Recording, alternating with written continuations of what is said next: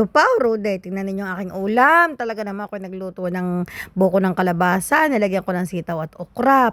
Pinakuluan ko lang yan sa kamatis. Tapos ang pampalasa ko diyan ay yung pinakapatis ng sinaing na tulingan. At kupaw ay hawot pa ang kapartner. Talaga naman mga kaulam. Hindi ma-imagine ko kung hindi lamang ari yung pahapon na, maari anong oras, ari 1:30. Talaga namang dadamihan ko sana aking kain. Kaya lang inisip ko, tama ng gulay na lang ang marami. Pero ari mga kaulang kain kung ari hanapin at ari hindi naman ako lagi nakakapagbulang ngayon.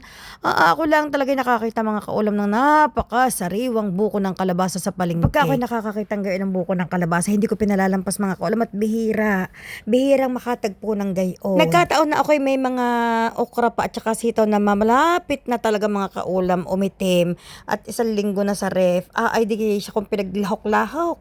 Ay di ako iyan nakabulang lang at saka pritong hawot. Talaga ang mga kaulam yan buwis buhay dahil yung piniritong hawot na yan nung umamoy na talagang kundi ako naglagay sa kaserola ng dawnet aking pinakuluan at hindi pwedeng magising ang mag-aamay na may amoy na piniritong hawot at pamihadong sila ay 3 versus 1 ako'y kalaban ko silang lahat, ako'y nag-iisa. Ay anong panalo ko sa kanila? Ay di ang panalo ko lang sa kanila ay ako'y busog, sila ay ang mga gayang kain sa probinsya mga kaulam ang talaga typical yan sa amin noon sa laiyan nung kami mga bata pa. Hindi lilipas sa amin ang maghapon na hindi kami makakatikim ng gulay at talaga namang himatlugin ang katawan pag hindi nakakakain ng gulay. Araw naman sa probinsya hindi man kami nabili ng gulay at basta na lang nahingi sa hanggang kung sinong may tanim. Isa pang namimiss ko mga kaulam ay yung bulaklak ng kalabasa at saka yung talbos. Ay talaga yung paborito ko yung gigisahin ang bulaklak ng kalabasa sa talbos tapos kayo may binanging hawot o kayo may piniritong o may sinaing na tulingan. Pagkagayon parang wag mo nang maghuntahan. Pero ako'y tatanungin ninyo kung bakit 1:00 ay tulog ang mag-aama. Ang asawa ko ay talaga natutulog yan sa tanghali at ang 2 bata ay tulog pa dahil sila daw ay late nang natulog, parang madaling araw na at wala naman nga mga pasok ay hinahayaan ko pag walang pasok na matulog ng gayon dahil sila naman pagka may pasok ay maaagang nagigising.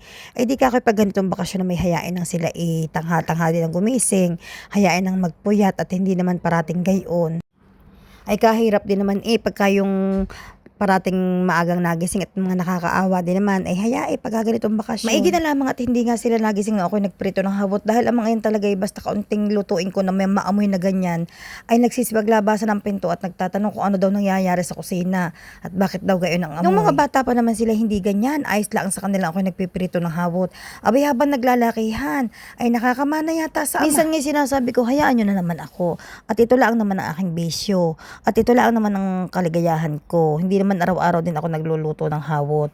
Ang sagot sa akin ay bakit hindi ka, nahayaan ka naman namin kaya lang talaga sobrang baho. Bakit daw ako nangangain ng bulok na isda? Ay anong aking isasagot kapag kagayon ay dineded ko na lamang ang kanilang mga tanong. Ay anong gagawin ko? Ay ang kanilang pagkakaalam yung amoy na yun amoy ng bulok na isda. Nung sinabi kong ako naman nga bangong-bango din sa akin niluluto, Diyos ko nagtawa ng pa at ako daw baligtad na baligtad ang ugali sa mundo. Bakit daw ang mabaho para sa akin ay mabango? Kakoy subukan lang ninyong kainin na may kasamang bulang lang na gulay at talagang ako'y mauunawaan ninyo ko po mga nag-iingay.